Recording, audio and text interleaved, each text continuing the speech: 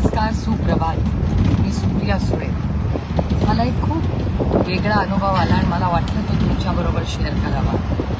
माझ्या मुंबईचा गाडीचा चालक यशवंत हा सुट्टीवर आहे आणि सुट्टीवर असल्यावर आले होते किंवा अशा वेळेस मग मी घरातला दुसरा ड्रायव्हर कुणाला तरी शेअर करतो. तर यशवंत सुट्टीवर असल्यामुळे आज मी एका ठिकाणी माझ्या घरापासून प्रभादेवीपर्यंत चालत जाताना परत जाताना मला वाटलं की आपण परत घरी चालत न जाताना टॅक्सीने जावं, ऊन यावं म्हणून. तुम्हाला आश्चर्य वाटेल की मला 22 मिनिटं एकही टॅक्सी मिळाली नाही. तिथे एक उबर उभी होती, पांढरी टॅक्सी. मी त्याला एकदा नाही 2 वेळा विनंती केली की मी पैसे देते पण मला तुम्ही प्लीज माझ्या घरी सोडा. तो माणूस ऐकायला तयार नाही. मी समजू शकते उबर असेल किंवा कुठली प्रायव्हेट एजन्सी असेल ती ऑनलाईनच बुक करता येते. पण मला हा पण प्रश्न येतो की जर उबर मोकळीच असेल, आत्ता त्याला गिऱ्हाईक नसेल, तर त्यांनी जर गिऱ्हाईक मिळाला तर तो घ्यावा का नाही घ्यावा हा एक मुद्दा माझ्या मनात आला. एखादी सिनियर सिटीजन असेल, मला 22 मिनिटं उन्हात थांबणं काय फार माझ्या वयाला किंवा माझ्या तब्येतीला काही अडचणीचं नव्हतं. पण एखादी वृद्ध महिला असेल, एखाद्याला कामावर जायचं असेल, एखादी प्रेग्नंट महिला असेल, ती जर तिथे थांबली असेल आणि तिथे जर एक उबर उभीच असेल तर त्या उबरला किंवा त्या रेंटेड टॅक्सीला ती प्रायोरिटी मिळावी का नाही मिळावी. मला 22 मिनिटांनंतर ही टॅक्सी मिळाली. माझे आभार आहेत त्या टॅक्सी चालकांना. पण आपली जी पब्लिक सिस्टम आहे, जी यंत्रणा आहे, ती खरंच पब्लिक सिस्टम ही सशक्त आहे का नाही हा विचार माझ्या मनात आला. कारण का एरवी मी गाडीने जाते, त्याच्यामुळे मला खरंच मी खूप प्रांजळपणे कबूल करते की पब्लिक सिस्टमबद्दल मी भाषणही करते, अनेक वेळा करते. पण मूलभूत जी गोष्ट आहे की एखाद्या टॅक्सी रिक्षासाठी आपण थांबलो, एखादा नाही म्हणला त्याच्यातही काही गैर नाही, त्याचंही काहीतरी काम असेल.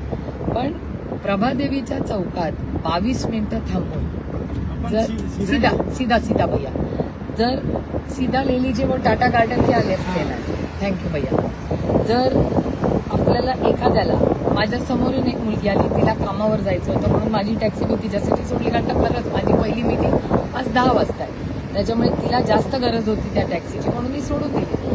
पण दरवेळेस मलाही ती टॅक्सी सोडणं शक्य असेल का.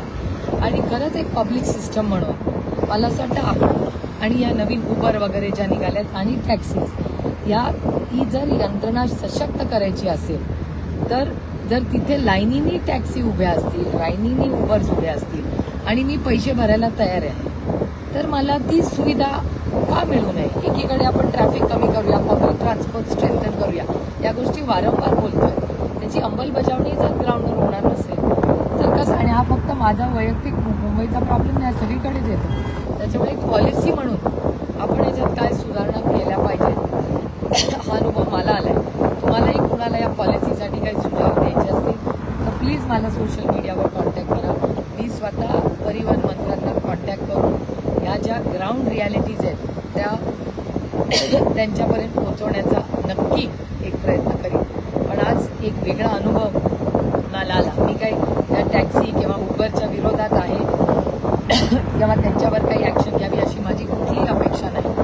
पण एक ट्रान्सपोर्ट सिस्टम ही सशक्त करण्यासाठी जर कुठे गॅप्स असतील त्या भरत काढणं एक कन्झ्युमर म्हणून ही माझी नैतिक जबाबदारी, एक लोकप्रतिनिधी म्हणून पण, एक नागरिक म्हणून पण आहे. आणि ती सरकार दरबारी पोहोचवल्या पाहिजेत म्हणून मी हा फेसबुक लाईव्ह केला आहे. तुम्हालाही असे काही अनुभव आले तर जरूर ते माझ्यावर शेअर करा. आज एक छान आणि वेगळा अनुभव ग्राउंड रियालिटीचा मला आला. याचा खरंच एक मनापासून आनंद आणि समाधान आहे. आणि आज माझे चालक यशवंतनी सुट्टी दिल्यामुळे हा वेगळा अनुभव आला, त्याच्यामुळे यशवंतचेही आभार. पण आज खूप दिवसांनी मुंबईची टॅक्सीची मजा मी आज या रस्त्यावर घेतली. एक चालक अतिशय चांगल्या पद्धतीने ती चालवत आहेत. पण ते 22 मिनिटं मला घाई नसती, त्याच्यामुळे मला काही गैरसोय झाली नाही. पण एका सिनियर सिटीजन, प्रेग्नंट महिला किंवा ज्यांना कामावर आत्ता लगेच जायचं आहे त्यांनाही किती रोज गैरसोय असेल हाच विचार मनात आला म्हणून मी हे फेसबुकला प्लीज तुमचा फीडबॅक जरूर मला करा. नमस्कार. जय हिंद, जय महाराष्ट्र.